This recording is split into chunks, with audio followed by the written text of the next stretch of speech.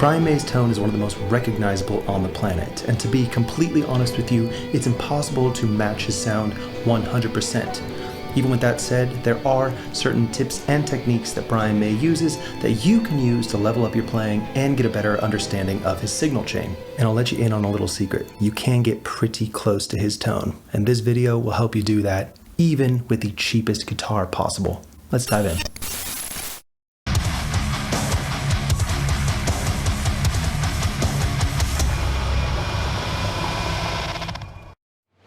Discover technique, gear, and tone secrets of the guitar greats at GND Guitarist Database and become a better guitarist. Link is in the description.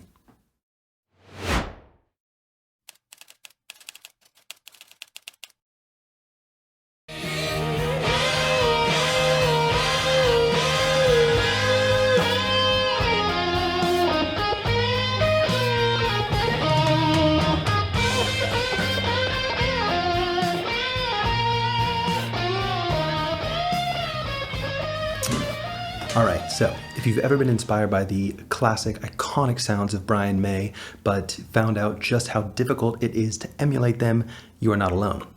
In this video, I want to shed some light on just how you can achieve that Brian May sound without investing thousands of dollars in unnecessary and expensive gear, and use something you might already actually have at home. Now, in this video, I'm not going to be using a BMG Red Special Brian May guitar or a Vox AC30, as I want to keep it relatively affordable and accessible for you all. Instead, I'm going to be using my trusty Fender American Stratocaster, which is right here, and a Glary, the soon-to-be famous Glary, I should say, which is an $80 guitar that we bought off of Amazon to show you that it's possible with even the cheapest guitar out there.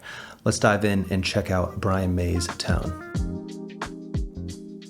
Now, Brian May has one of the most instantly recognizable tones out there, and luckily for us guitarists, there is a wealth of information about his secret tone recipe.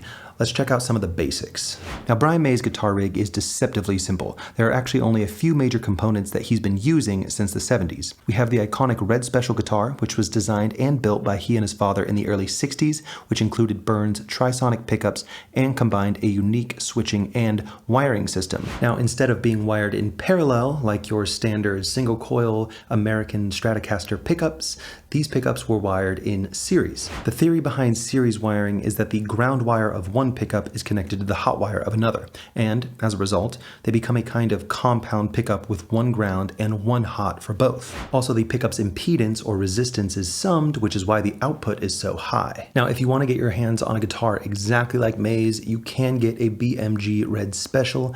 However, you can also use a single coil guitar like a Fender Stratocaster. Just note that you're going to have a harder time getting that out of phase sound without the right modifications. Brian's main amp has long been the Vox AC30, which exploded in popularity during the British invasion bands of the 1960s. Now, if you don't have a Vox AC30, there are a few pedal alternatives that you can use. The Barefoot FX Emerald Green, the Joyo AC Tone, and the Wampler 30-something are just a few of my favorite recommendations.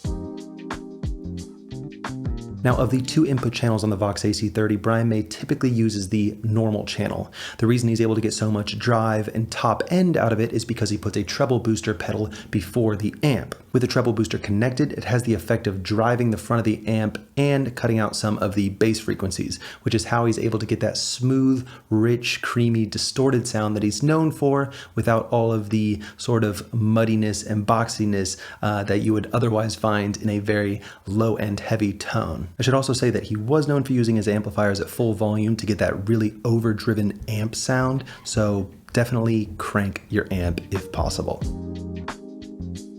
Lastly, Brian May was also famous for using a 6-pence coin instead of your average plastic pick.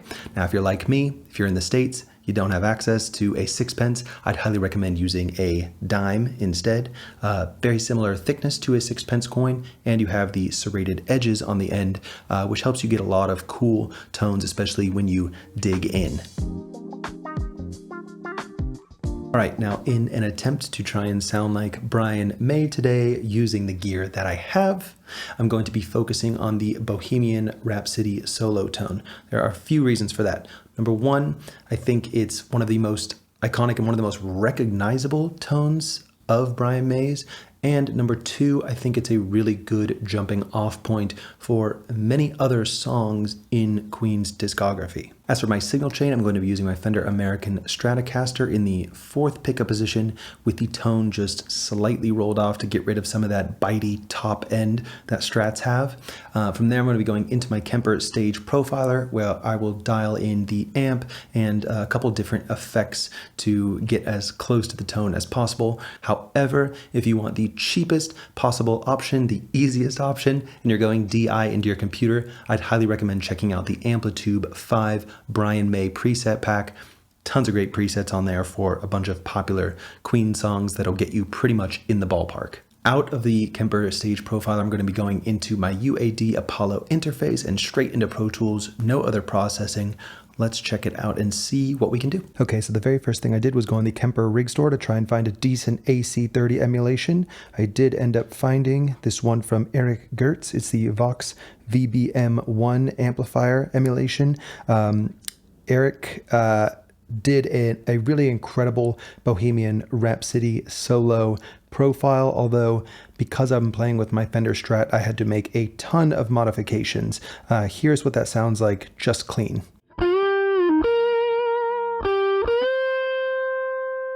Now, after cranking the gain knob a little bit, I noticed that it was getting a bit noisy. This is because of the single coil pickups on the Fender, so I decided to add a noise gate. You can turn up the thresholds here. You can make the noise gate relatively high, and it should hopefully cancel out some of that extra hum when you're not playing. From there, I went ahead and turned on a phaser. Now I just wanted to mix this in just to get a slight little bit of phase that would otherwise be present with the pickups. As you can see, the mix is pretty low at just 9% right here.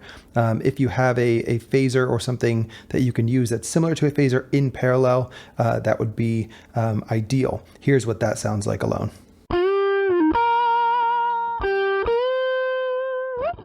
All right, and after the phaser, I felt like we needed a little bit of EQ before the amp, especially to give it some body and cut some of those harsh frequencies. So what I did was do a little 4 dB boost at 640 hertz, a negative 3.7 dB cut at about 1.25K, and then a pretty big cut at 2.5K. It's a negative 9.5 dB cut. Here's what that sounds like.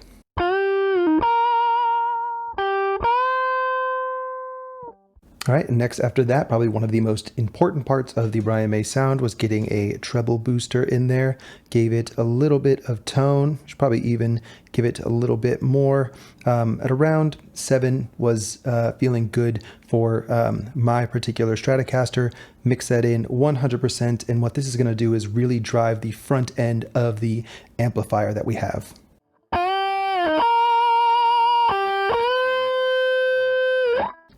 Okay, even after the treble booster, I still wasn't feeling like I had matched the Brian May tone EQ-wise, so I decided to add a post EQ, and here I cut a little bit out of 320 and 640. I know that seems a bit counterintuitive to the fact that I added 640 at the very beginning of the chain, although I was feeling like I wanted to drive the amp with those low mids to mids, and then take some of them out to get rid of that overall boxiness. I also took out a little bit of 1.25K just to, again, tame the harshness and the presence that's often found in Stratocasters. Here's what that sounds like.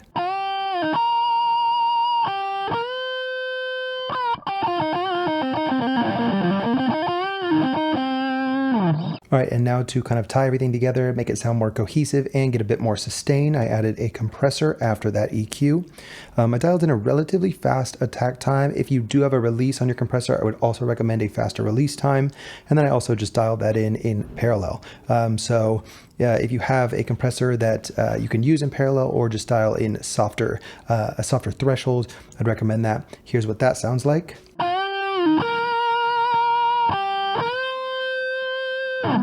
All right, and lastly, one of the things that I notice about a lot of Brian May solos is that there is room reverb on it.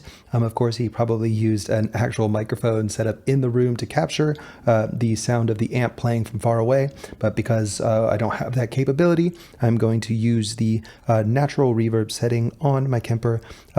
Pretty low decay time, about 1.2 seconds, and then just slightly mix it in parallel so we have the dry sound and the room sound together. Here's what the final tone sounds like.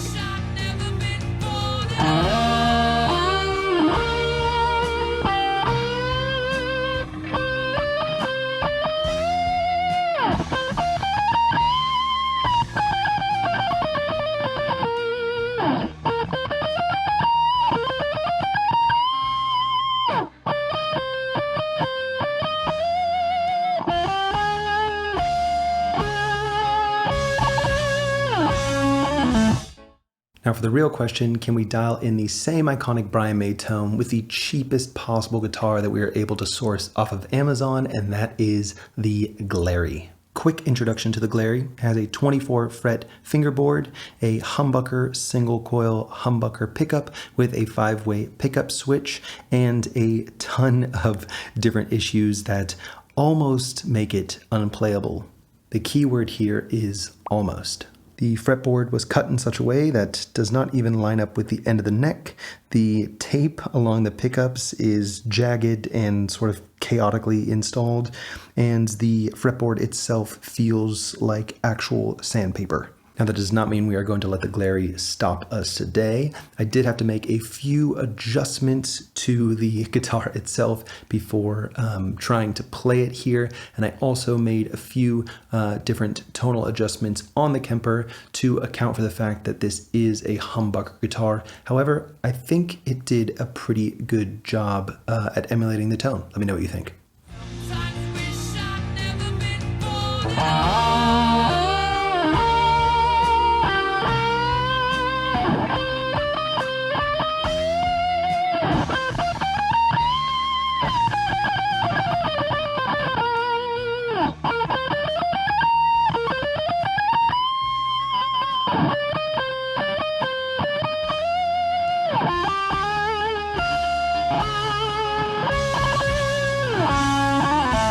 Now beyond the Bohemian Rhapsody solo tone, one of my other favorite iconic Brian May tones comes from his Brighton Rock solo and his use of stereo delay.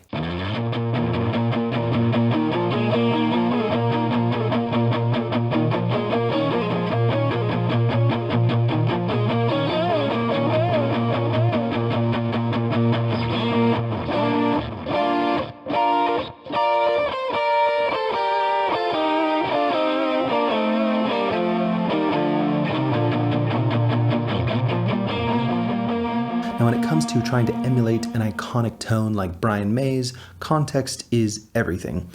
For a second, let's put aside the fact that none of us are Brian May and none of us are ever going to be able to emulate his sound perfectly because he has decades of experience playing and a playing style that is totally unique to him. With that aside, if you do follow the information in this video, you'll be able to get pretty dang close. This is especially true if you're playing in, something like a live Queen cover band where people aren't really going to be paying attention to the small tonal nuances. Also, with that said, if you aren't willing to do the basic modifications to your guitar or shell out a bit of extra dough for a Red Special or a Vox AC30, there will always be some tonal limitations. Thank you guys so much for watching. My name is Tyler Conahan. For more information on Brian May, his guitar, his gear, his life, and everything you could ever want to know, check out the Guitarist Next Door Guitarist database in the link below. Take it easy.